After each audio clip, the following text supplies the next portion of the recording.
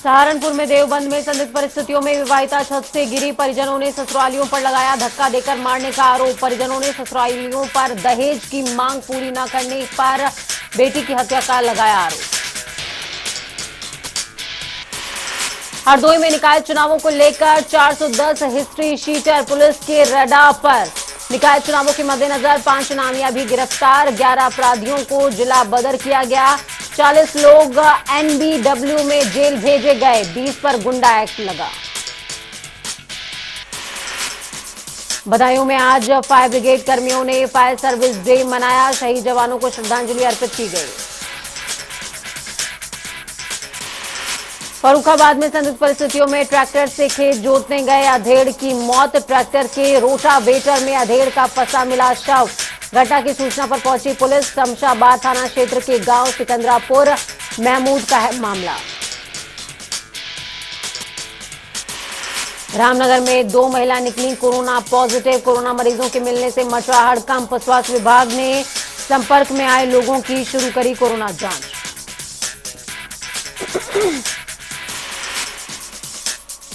इटावा में 25वीं अंतर जनपदीय हॉकी प्रतियोगिता का शुभारंभ, एसएसपी ने खिलाड़ियों का किया उत्साहवर्धन। एसएसपी ने कहा कि पूरी निष्पक्षता और निर्भीकता के साथ कराया जाएगा हॉकी का मैच। बाराबंकी में अपराधी के खिलाफ पुलिस से शिकायत करना पीड़ित को पड़ा महंगा। अपराधी शिकायत वापस लेने के लिए पीड़ित को लगातार धमका रहा है। सतरीक थाना क्षेत्र के गोकुलपुर गांव का है पूरा मामला।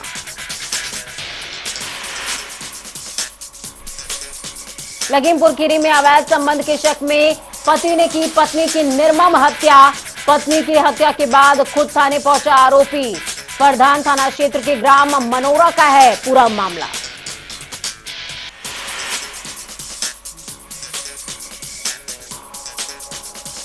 बाबा साहब की 130वीं जयंती आज, बाबा साहेब की प्रतिमा पर बीएसपी सुप्रीमो मायावती ने श्रद्धा सुमन किए अर्पित।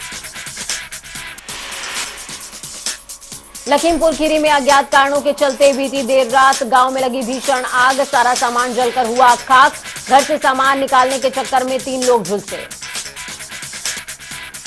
स्मृति ईरानी के अमेठी दौरे का आज दूसरा दिन, बाबा साहेब भीमराव अंबेडकर की प्रतिमा पर किया माल्यार्पण और कार्यकर्ताओं के घर पहुंचकर करी मुलाकात। श्रावस्ती में कोरोना ने फिर दे दी है दस्तक, जिले में कोरोना के 2 नए मामले मिलने से बड़ी चिंता। भिंगा और जमुना क्षेत्र के बादला में मिला है एक और संक्रमित।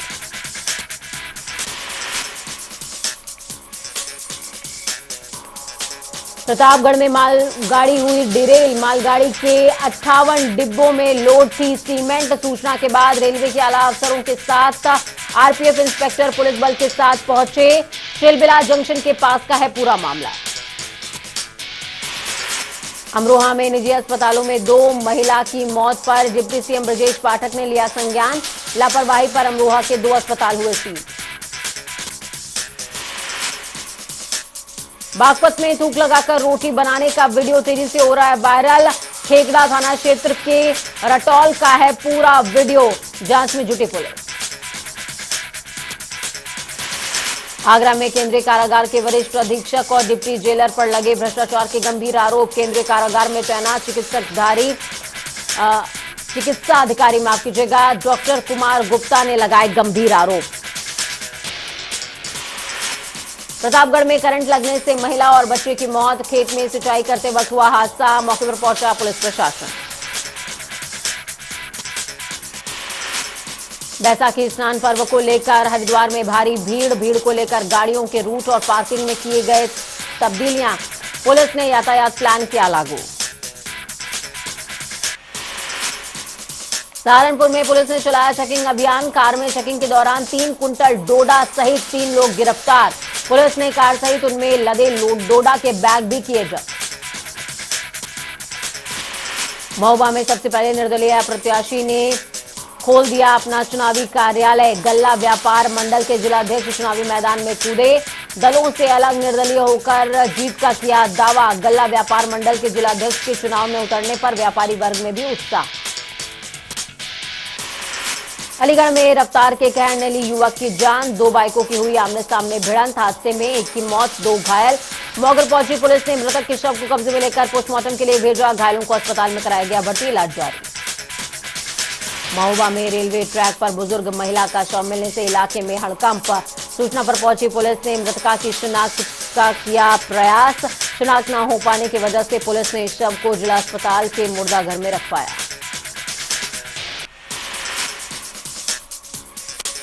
महोबा में 2 बाइकों के बीच भीषण टक्कर। बाइकों पर सवार 5 लोग हुए लहूलुहान। एक युवक की मौके पर हुई दर्दनाक मौत। सूचना पर पहुंची पुलिस ने घायलों को अस्पताल पहुंचाया। पुलिस ने मृतक के शव का पोस्टमार्टम कराते हुए कार्यवाही करी शुरू।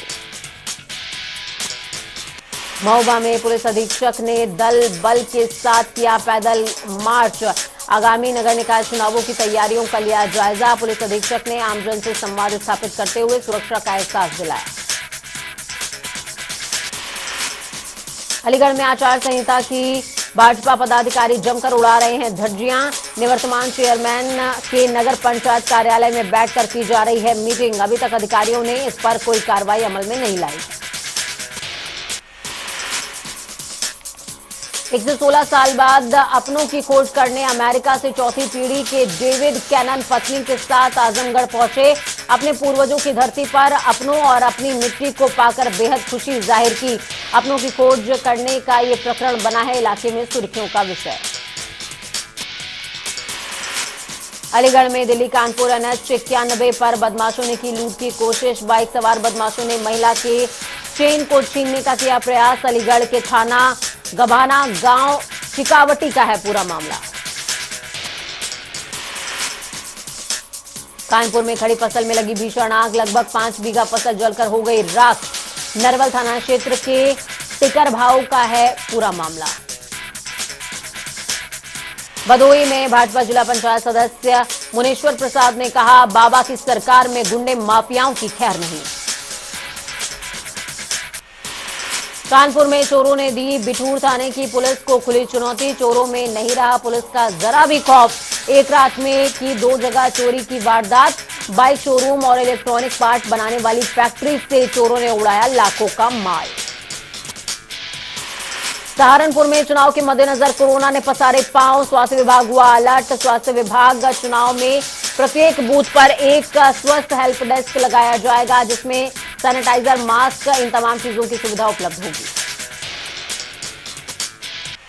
अलीगढ़ में अंबेडकर जयंती और ईद से पहले अलीगढ़ SSP कलानिधि ने की बैठक में हुड़दंगियों को SSP ने दी चेतावनी। कहा, त्योहार पर अगर कानून व्यवस्था बिगड़ी तो माफ नहीं करेंगे।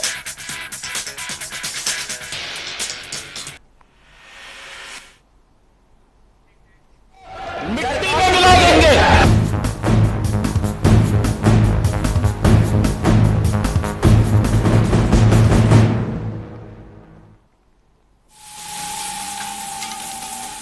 बड़ी खबर अहम जानकारी आपको दे रहे हैं। अतीक के बेटे असद से जुड़ी बड़ी खबर सामने आ रही है इस वक्त की। अतीक अहमद के घर पर लोगों की भीड़ जुटने लगी है। असद का शव प्रयागराज लाया जा रहा है। असद के जनाजे में शामिल होने के लिए लोग पहुंचने लगे हैं।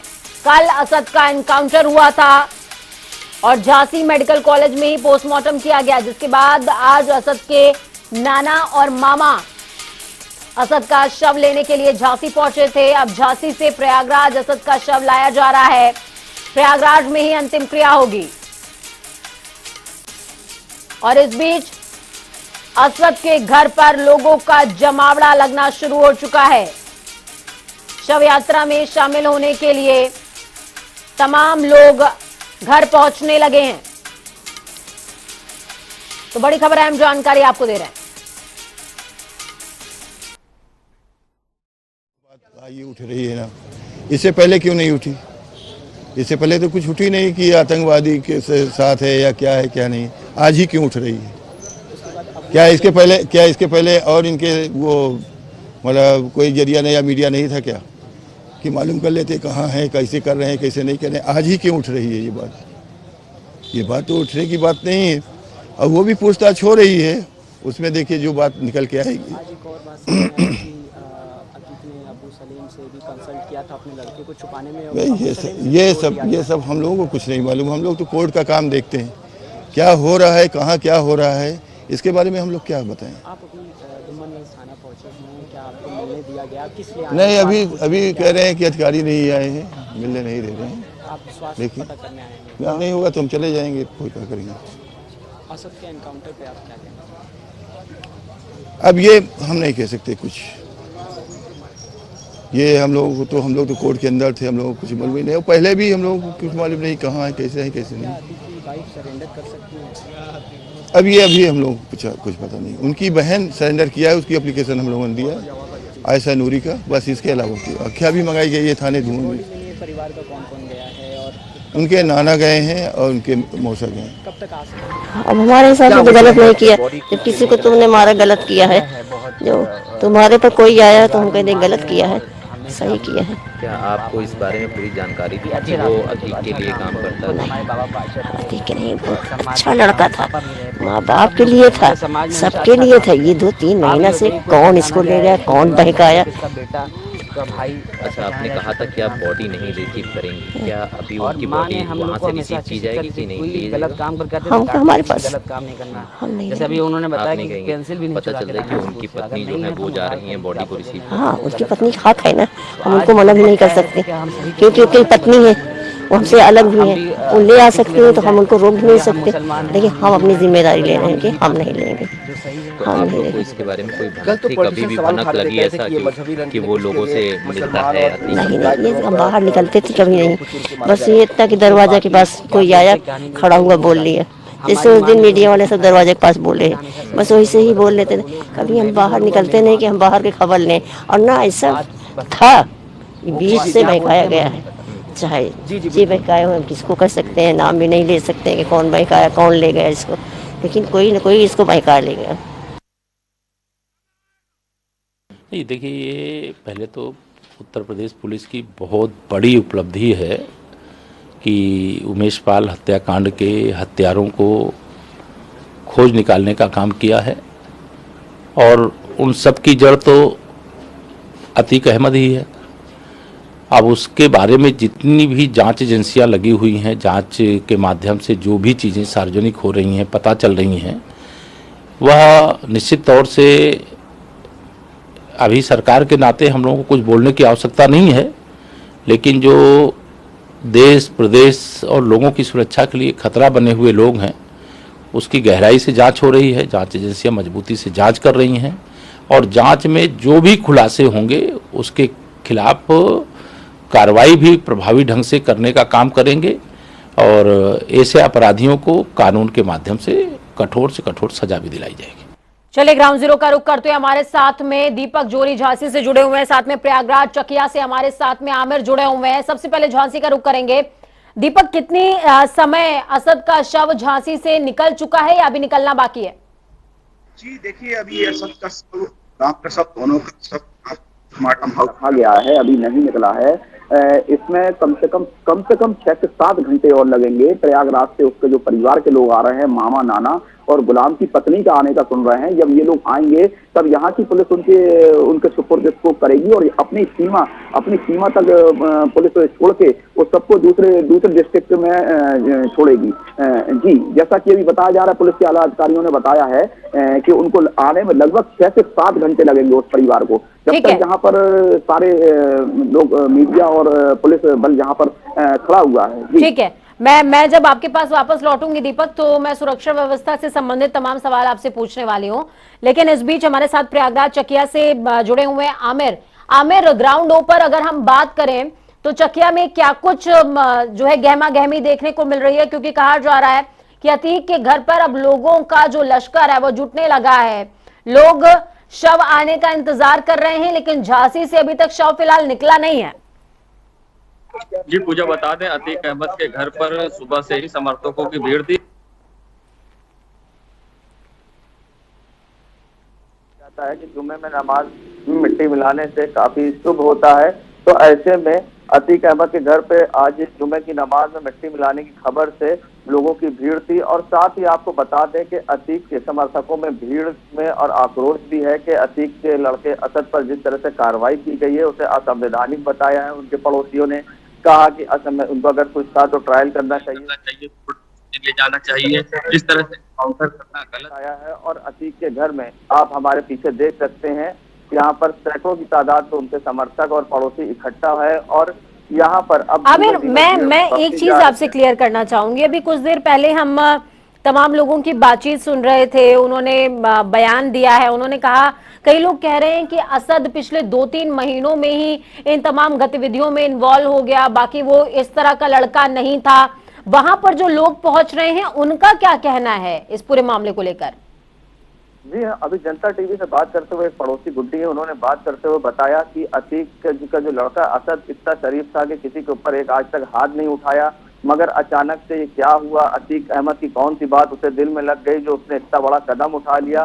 फिलहाल असद को लेकर लोगों में आक्रोश है कि वो बहुत शरीफ लड़का था और उसके साथ जो हुआ गलत हुआ, ऐसा अतीक के समर्थकों का कहना है। और यहाँ पर लगातार भीड़ बढ़ती जा रही है अतीक के समर्थकों की और काफी हुजूम है। और यहाँ कुछ देर में आप देख सकते हैं पीछे टेंट भी लगवाया गया है जो कि मोहल्ले वालों की तरफ से लगवाया गया है।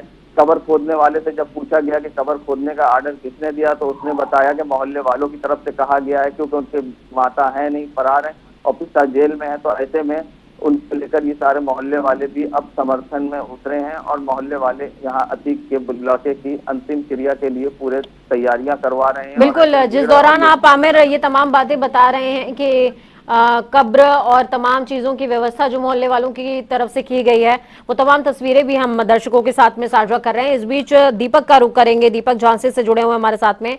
दीपक, देखिए, हम सुरक्षा व्यवस्था की बात कर रहे हैं, आप कह रहे हैं कि 7 से 8 घंटे का समय लगने वाला है, लेकिन हम जो प्रयागराज चकिया से जो तस्वीरें तमाम दर्शकों को दिखा रहे हैं इस समय टीवी स्क्रीन पर, वो तस्वीरें ये बयां कर रही हैं कि तैयारी पूरी हो चुकी है। वो चाहते हैं कि आज चूंकि जुम्मा है तो जुम्मे के दिन ही सुपुर्दे खाक कर दिया जाए।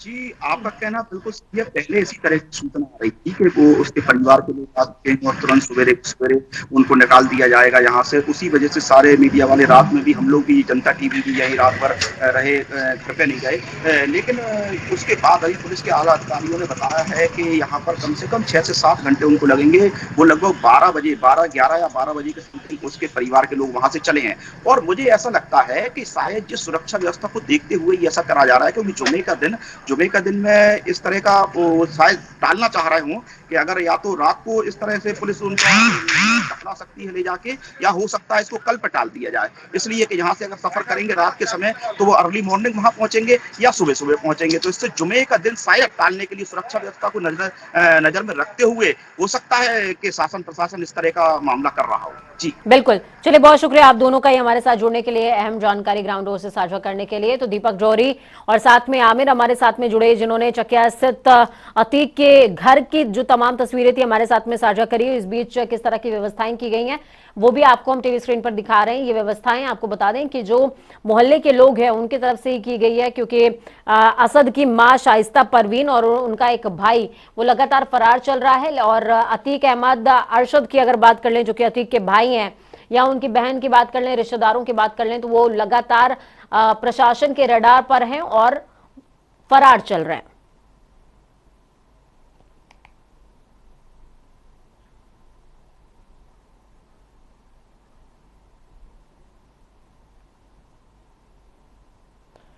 इस बीच आपको बड़ी खबर, अहम जानकारी बता रहे हैं, बड़ी खबर सामने आ रही है। इस बीच बड़ी खबर, रोडवेज बसों के ड्राइवर और कंडक्टरों ने हड़ताल कर दी है।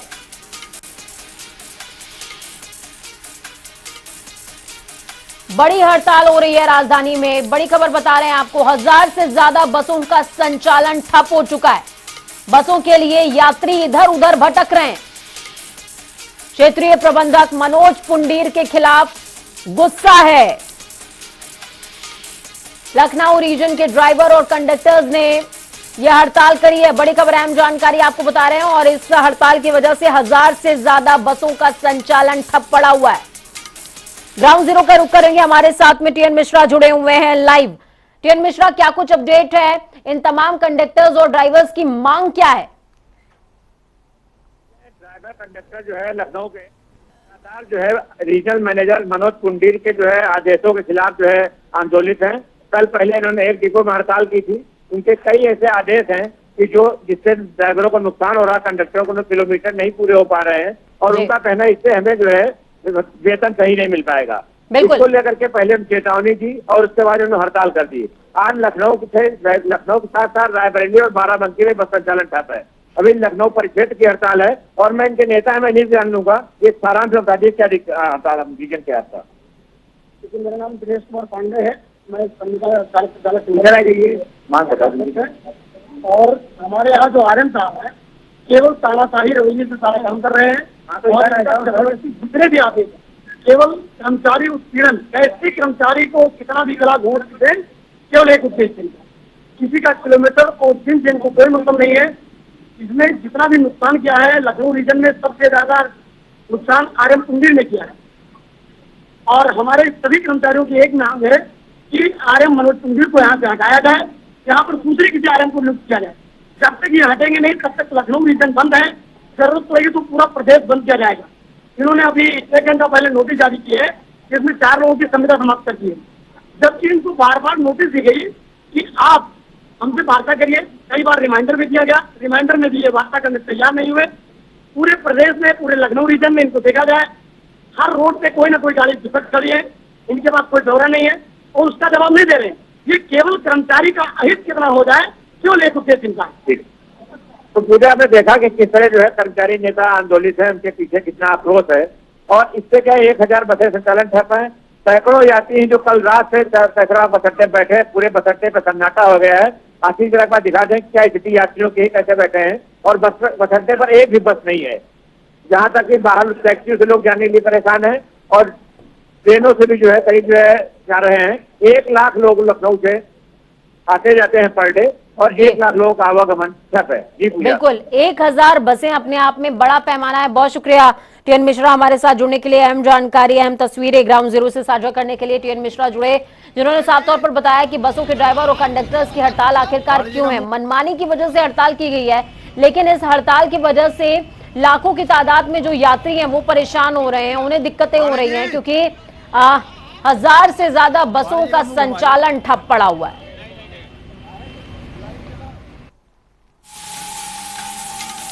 बड़ी खबर, अहम जानकारी आपको दे रहे हैं। अंबेडकर महासभा कार्यक्रम में शामिल हुए हैं सीएम योगी आदित्यनाथ। अंबेडकर महासभा में श्रद्धांजलि सभा का कार्यक्रम था जिसमें डिप्टी सीएम ब्रजेश पाठक भी मौजूद रहे हैं। बड़ी खबर, अहम तस्वीरें। अंबेडकर महासभा में श्रद्धांजलि सभा का कार्यक्रम था जहां पर सीएम योगी आदित्यनाथ पहुंचे हुए थे, उनके साथ में सीएम ब्रजेश पाठक भी मौजूद थे। अहम तस्वीरें भी आपको दिखा रहे हैं, देखिए सीएम और डिप्टी सीएम, साथ में कई अन्य मंत्री भी शामिल।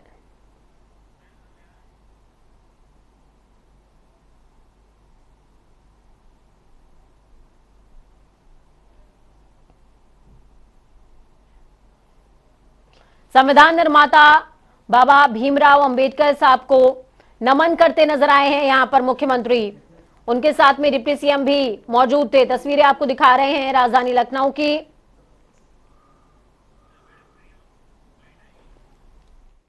सरकार ने पूर्व राष्ट्रपति माननीय श्री रामनाथ कोविंद जी के कर कमलों से जून 2021 में नींव रखी उत्तर प्रदेश के अंदर बाबा साहब भीमराव अंबेडकर स्मारक और सांस्कृतिक केंद्र आज वो बनने की अंतिम चरण में चल रहा है। बहुत शीघ्र एक भव्य स्मारक और सांस्कृतिक केंद्र उत्तर प्रदेश वासियों को उत्तर प्रदेश की राजधानी लखनऊ में बाबा साहब की स्मृतियों को आगे बढ़ाने के लिए प्राप्त होगा। वास्तव में हर गांव, हर गरीब, हर किसान, हर वंचित, हर दमित, हर शोषित व्यक्ति तक पहुंचाने का कार्य ईमानदारी से किसी ने किया तो वह नाम है प्रधानमंत्री मोदी। मोदी जी ने हर एक तबके तक इन योजनाओं को पहुंचाने का काम किया, बिना भेदभाव के पहुंचाने का काम किया। आज जब गरीब को पिछले भारत अकेला देश है जिस देश में 80 करोड़ गरीबों को बिना भेदभाव के फ्री में राशन देने का कार्य सरकार कर रही है। करोड़ों लोगों को सिर ढकने के लिए आवास उपलब्ध कराया जा रहा है। 10 करोड़ से अधिक गरीबों को एक एक शौचालय उपलब्ध करवाया गया। 4 करोड़ से अधिक गरीबों को विद्युत के निःशुल्क कनेक्शन उपलब्ध करवाए गए। 8 करोड़ से अधिक गरीबों के लिए उज्ज्वला योजना के निःशुल्क कनेक्शन उपलब्ध करवाए गए।